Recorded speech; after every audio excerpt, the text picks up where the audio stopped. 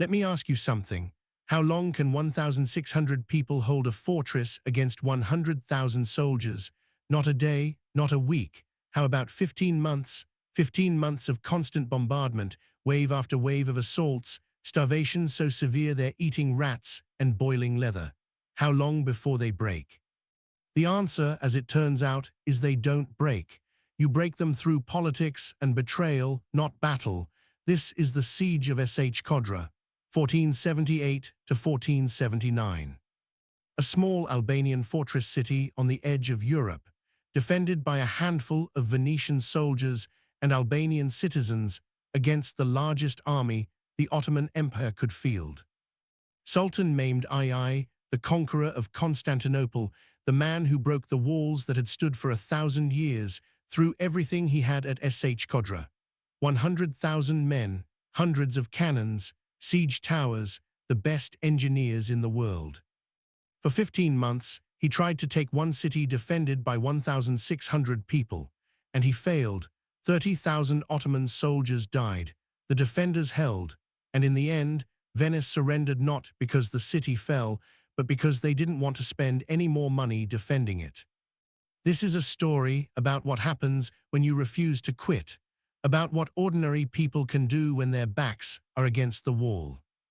About betrayal, courage, and the ugliest kind of warfare, the siege that grinds both sides into the dirt until there's nothing left but corpses and rubble. And most importantly, it's about Albania's last stand, the final chapter of a resistance that had fought the Ottomans for half a century. Before we dive into exactly how 1,600 people held off 100,000 for over a year, here's what I need from you. If this story shows you something you've never heard about, if it proves that numbers don't always win, hit that like button. Drop a comment telling me what shocked you most, and subscribe because we're telling the stories that deserve to be remembered. No oversimplified heroics, no sugar-coated endings, just the siege, the suffering, and the truth. That's all I'm asking.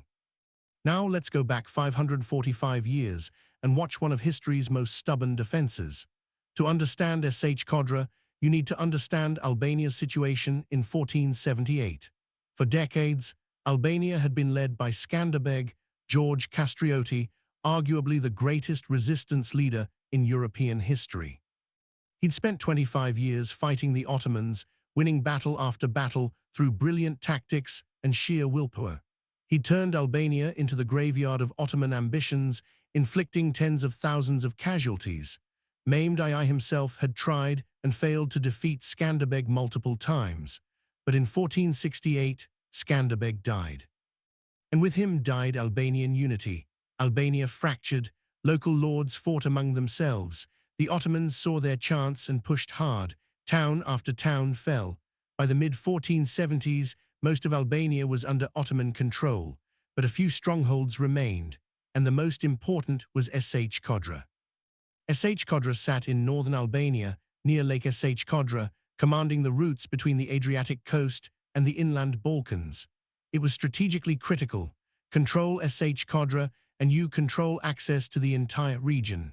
The city itself was built around a fortress on a rocky hill overlooking the Buna River. The fortress, called Rizafa Castle, had walls that had stood for centuries, not as impressive as Constantinople's walls, but solid, well-maintained, and positioned on terrain that made assault difficult. After Skanderbeg's death, Shkodra had fallen under Venetian control. Venice was a merchant republic, wealthy and powerful, with interests all along the Adriatic coast. They'd signed treaties with Albanian lords, providing money and troops in exchange for trading rights. When most of Albania fell to the Ottomans, Venice held onto Shkodra because it protected their trading routes. But Venice's commitment was economic, not ideological. They'd defend Shkodra as long as it made financial sense. Once the costs exceeded the benefits, they'd negotiate. The defenders of Shkodra in 1478 were a mixed force. About 1,400 were Venetian troops, professional soldiers, crossbowmen, and gunners. About 200 were local Albanian fighters, men who'd fought under Skanderbeg and refused to accept Ottoman rule. The commander was Antonio Laudano, a Venetian captain general appointed by the Senate. He was experienced, competent, and committed to defending the city. Under him were two other Venetian commanders, Pietro Mocenigo and Jacopo Barbarigo, both capable officers. The garrison was small but professional. The civilian population of Shkodra numbered a few thousand, mostly Albanians with some Venetian merchants and their families. When the siege began, many civilians fled. Those who stayed knew what they were facing. The Ottomans didn't negotiate with cities that resisted. Surrender early and you might get decent terms. Resist, and if they take you by storm, you're enslaved or killed. Shkodra chose resistance. Sultan Mehmed II had personal reasons for wanting Shkodra. He fought Skanderbeg and lost. He tried to conquer Albania and been bled white. Shkodra was the symbol of Albanian resistance, the last major fortress standing against him. Taking it would complete the conquest of Albania and eliminate Venice's foothold in the region. And Mehmed was not a man who tolerated defiance. He'd conquered Constantinople at age 21. He destroyed the Byzantine Empire. He'd expanded Ottoman territory into Anatolia, the Balkans, and Crimea. One small Albanian fortress was an insult to his legacy. In the spring of 1474, Mehmed had already tried once. He besieged Shkodra with about 80,000 men and heavy artillery. The siege lasted 4 months. The Ottomans bombarded the walls, launched assaults, tried to tunnel under the fortifications. The defenders held. Disease ravaged the Ottoman camp. Supply lines were harassed by Albanian irregulars. Mehmed lifted the siege in disgust and withdrew, but he swore he'd return. In 1478, he came back with everything. Ottoman sources estimate the army at 100,000 to 150,000 men. Modern historians generally accept a figure around 100,000, which was enormous for a siege. About 15,000 were janissaries and other elite infantry. 20,000 were cavalry. The rest were infantry, engineers, miners, and support troops. Mehmed brought over 200 cannons, including massive siege guns similar to the ones that had broken Constantinople's walls. He brought siege towers, battering rams, portable bridges, every piece of siege equipment available. This wasn't a raid. It was an industrial operation designed to erase Shkodra from the map. The siege began in May 1478. Ottoman armies surrounded the fortress, cutting it off from land. Ottoman ships blockaded the Adriatic coast, cutting off supply by sea. The only way in or out was through the Ottoman lines, which meant running a gauntlet of thousands of soldiers. Shkodra was isolated. The bombardment started immediately. Hundreds of cannons fired day and night. The sound was constant, a rolling thunder that never stopped. Stone cannonballs weighing hundreds of kilograms smashed into Shkodra's walls. Unlike Constantinople, Shkodra's walls weren't designed to withstand this level of artillery. Sections began to crumble within days. The defenders worked frantically to repair breaches, using rubble, timber, anything available. Every night, they rebuilt what the cannons destroyed during the day. Mehmed positioned his headquarters on a hill overlooking the fortress, where he could watch the siege personally. He wanted to see Shkodra fall. Ottoman engineers surveyed the walls, identifying weak points. Ottoman miners began digging tunnels, trying to undermine the foundations and collapse sections of wall. The defenders countered by digging their own tunnels, breaking into Ottoman mines, and fighting savage underground battles in the darkness. The first major assault came in June, after weeks of bombardment. Ottoman infantry attacked from multiple directions simultaneously, trying to overwhelm the defenders. Thousands of soldiers charged the walls carrying ladders, grappling hooks, and shields. The defenders met them with arrows, crossbow bolts, stones, and burning oil. Fighting raged along the walls for hours. Ottomans reached the ramparts in several places and were thrown back. Bodies piled up at the base of the walls. The assault failed. Mehmed ordered another assault a week later. Same result. And another. And another. Through June and July, Ottoman forces launched assault after assault. The pattern was always the same. Bombardment to create breaches, infantry charges to exploit them, desperate fighting on the walls and in the breaches. Ottoman casualties in the hundreds or thousands, defender casualties in the dozens, and the walls held. The mathematics were insane. The defenders were outnumbered roughly 60 to 1. For every defender on the walls, there were 60 Ottoman soldiers waiting to attack. In any normal siege, those odds meant quick defeat, but Shkodra's terrain and fortifications neutralized numbers. The fortress sat on a hill, forcing attackers to charge uphill under fire. The walls, though damaged, still stood, and the breaches, even when opened, were narrow choke points where the Ottomans couldn't bring their numerical advantage to bear. A dozen defenders in a breach could hold off hundreds of attackers if they fought well, and Shkodra's defenders fought like demons. Antonio Laudano was everywhere during the assaults, sword in hand, rallying troops, plugging gaps in the defense. He led counterattacks personally, pushing Ottomans back from breaches they'd nearly taken. He reorganized defenses on the fly, moving troops to threatened sections, ensuring no part of the wall was left undefended. Venetian discipline and Albanian desperation combined into a defense that absorbed everything the Ottomans threw at it. But sieges aren't won or lost in dramatic assaults. They're won through attrition. The Ottomans controlled the countryside. They had supply lines reaching back to Constantinople. They could replace casualties, bring up fresh troops, keep their soldiers fed. The defenders had what was inside the walls and nothing more. And Shkodra's supplies were not infinite. By August, food was becoming scarce. The garrison had stockpiled supplies before the siege, but not enough for 15 months. Rationing began, meat disappeared first, then bread, then grains. By September, the defenders were living on minimum calories, enough to keep them alive, but not enough to maintain strength. And the assaults kept coming. Men were fighting on empty stomachs, exhausted, watching their comrades die with no end in sight. Venice knew Shkodra was in trouble. The Senate debated sending reinforcements and supplies, but the Adriatic was blockaded. Ottoman ships patrolled the coast. Any relief force would have to fight its way through. Venice sent a small fleet in the summer of 1478. It broke through the blockade and delivered supplies to Shkodra, enough to keep the garrison going a few more months.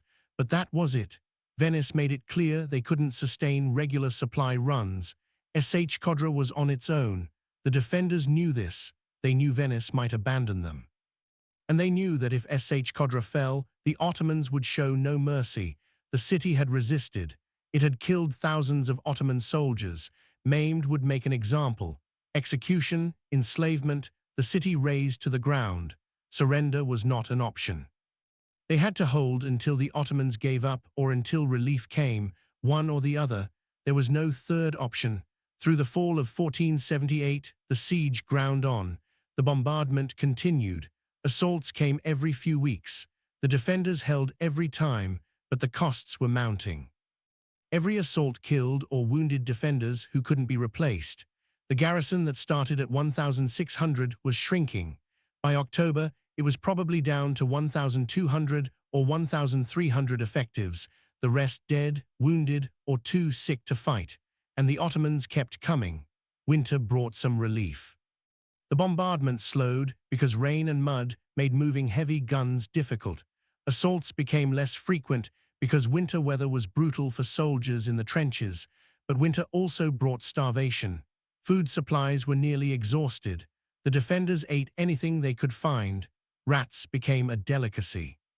Leather belts and boots were boiled into a tasteless paste that kept people alive. Diseases spread in the overcrowded fortress.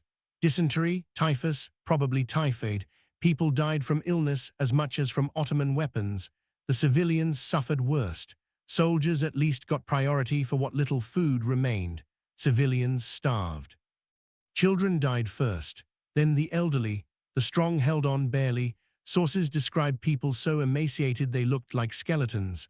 Eyewitness accounts, though sparse, paint a picture of hell. A fortress filled with dying people, holding out not because they thought they could win, but because surrender meant death anyway. And yet morale didn't break. The defenders knew what was at stake. This was Albania's last stand. If Shkodra fell, Albanian resistance was over. The Ottomans would control everything. Centuries of Albanian identity, culture, and independence would end. For the Albanian fighters in the garrison, this wasn't just about holding a fortress, it was about refusing to let their people disappear. In January 1479, the Ottomans tried something new. They'd been digging mines under the walls for months, but the defenders, countermining, had frustrated most attempts. Now Ottoman engineers dug deeper, farther, and placed massive quantities of gunpowder under a section of the main wall. In late January, they detonated it. The explosion was enormous. A section of wall 30 meters long collapsed completely, creating a breach the size of a city gate. The explosion killed dozens of defenders outright. Rubble filled the fortress interior. Dust and smoke choked everyone. The Ottomans attacked immediately. Thousands of soldiers poured through the breach, expecting to overrun the stunned defenders. They ran into a nightmare. Laudano had anticipated a mine explosion. He'd prepared fallback positions behind the walls, barricades of rubble and timber. When the wall collapsed, the defenders fell back to these positions and held. Fighting in the breach was close-quarters butchery, no room for tactics, just hacking and stabbing in the dust. The Ottomans pushed in. The defenders pushed back. Hours of fighting. The Ottomans took the breach, but couldn't advance beyond it. By nightfall, they withdrew, having gained a pile of rubble at the cost of hundreds dead. Over the next week, the Ottomans tried to expand the breach, bring up more troops, push deeper into the fortress. The defenders built new barricades every night, falling back layer by layer but never breaking. It was warfare at its most primitive. No cavalry charges, no grand maneuvers. Just men killing each other in confined spaces over piles of stone. And still, the defenders held. Maimed was furious. He'd been besieging this city for 9 months. He'd lost thousands of men. He'd fired tens of thousands of cannon shots. He'd blown up the walls. And 1,200 half-starved defenders were still fighting. His officers were getting nervous. Casualties were mounting. Disease was spreading in the Ottoman camp too. Morale was eroding. Some commanders quietly suggested lifting the siege. Maimed refused. He would take Siege of Shkodra if it took every man in his army. In March 1479, the Ottomans launched their largest assault yet. 20,000 men attacked the fortress from all sides simultaneously. It was supposed to be overwhelming, unstoppable. The defenders, now maybe 1,000 effectives, faced odds of 20 to 1. They held. For an entire day, fighting raged along every section of wall, at every breach, on every barricade. The defenders were out of arrows, out of crossbow bolts, out of everything except swords and desperation. They fought hand-to-hand, throwing stones when they ran out of weapons, using captured Ottoman equipment when their own broke. And they held. By nightfall, the Ottomans withdrew again. They'd gained nothing, but they'd killed maybe 200 defenders, and those losses, for a garrison already down to 1,000, were catastrophic. Laudano knew the next major assault would probably succeed. The defenders were at their breaking point. They were starving, exhausted, depleted. They'd performed miracles holding out this long, but miracles end. In Venice, the Senate was debating. Siege of Shkodra had held for nearly a year. It had inflicted massive casualties on the Ottomans and tied down their entire army. Strategically, it had done its job, but continuing the defense was costing Venice money and resources they needed elsewhere. Venice was fighting wars in Italy and against other rivals. Siege of Shkodra was a drain. Some senators argued for continuing the fight, honoring Venice's commitment. Others argued for negotiating, cutting losses, and getting the best terms possible. In April 1479, Venice sent envoys to Maimed to negotiate. The Sultan, also tired of the siege, was willing to talk. The negotiations were pragmatic. Venice would surrender Siege of Shkodra. Maimed would allow the garrison and any civilians who wanted to leave to evacuate safely. No executions, no enslavement. In exchange, Venice would cede other territories and agree to favorable trade terms with the Ottomans. It was a political deal that ignored the fact that Siege of Shkodra hadn't fallen. When word of the negotiations reached the defenders, they were enraged. They'd held for a year, they'd bled for this city, and Venice was surrendering, Laudano was furious. The Albanian fighters were furious. They wanted to keep fighting. They argued Shkodra could hold longer, that the Ottomans were on the verge of giving up. But Venice's orders were clear. Surrender was negotiated. Evacuation would proceed. The defenders could come out with honor, but they had to leave. In late April 1479, the garrison began evacuating. Venetian ships arrived under the terms of the truce and took off soldiers and civilians who wanted to leave. Some Albanian defenders refused. They walked out of the fortress, past Ottoman lines, and disappeared into the mountains to continue guerrilla resistance. Others accepted the reality and evacuated. Laudano was one of the last to leave, reportedly weeping as he abandoned the fortress he defended for 15 months. On April 25, 1479, Ottoman forces entered Shkodra unopposed. They found a fortress in ruins. The walls were rubble. Buildings were destroyed. Bodies were everywhere. The city itself was a corpse. Maimed rode in personally to claim his victory. He looked around at the devastation and the cost. 30,000 Ottoman soldiers had died in the siege, possibly more. It was one of the bloodiest sieges in Ottoman history. And he'd won not through battle, but through politics and negotiation. Maimed ordered Shkodra rebuilt as an Ottoman city.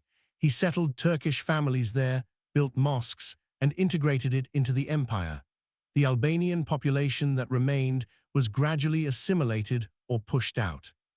Shkodra became Turkish, part of the Ottoman system, and would remain so for 4 centuries.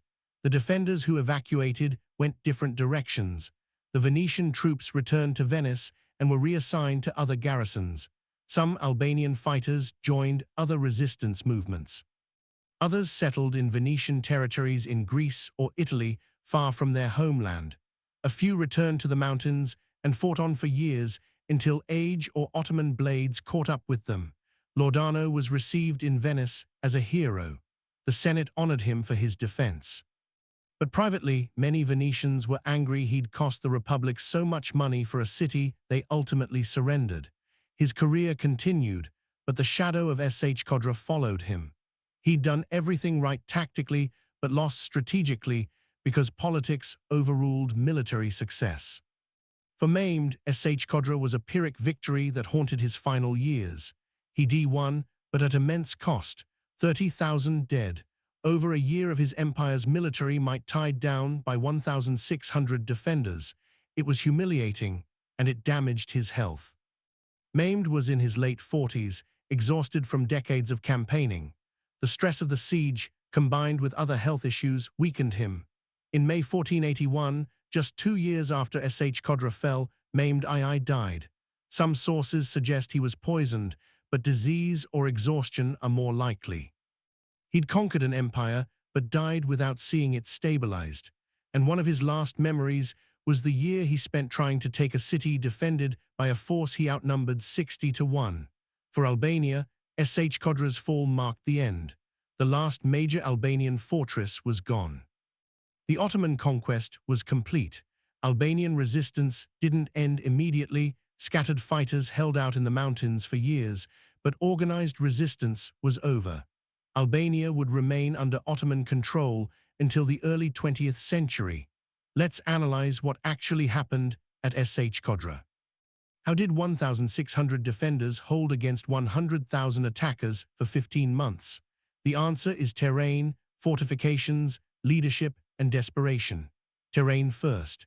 Shkodra's fortress sat on a rocky hill that forced attackers uphill under fire. This negated numerical superiority because only so many men could attack at once. Narrow approaches, steep slopes, and defensive terrain meant the Ottomans couldn't bring their full force to bear. They had 100,000 men, but could only commit a few thousand to any given assault. Fortifications, even damaged, Shkodra's walls were effective. Stone walls several meters thick don't fall easily. The Ottomans could create breaches, but breaches are choke points. A dozen defenders in a breach can hold off hundreds if they're willing to die doing it, and Shkodra's defenders were very willing. Leadership. Laudano was competent, organized, and present. He kept the garrison disciplined through months of hell. He rotated troops. ensured repairs happened, led by example. Without effective leadership, sieges fall apart as units lose cohesion. Laudano held things together. Desperation. The defenders knew surrender meant death or slavery. They fought with nothing to lose.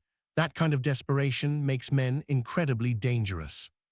They'll take risks no rational soldier would, hold positions that should be untenable, and refuse to quit when quitting is the logical choice. But the siege also shows the limits of defense. The defenders held the fortress but couldn't break the siege. They couldn't defeat the Ottoman army.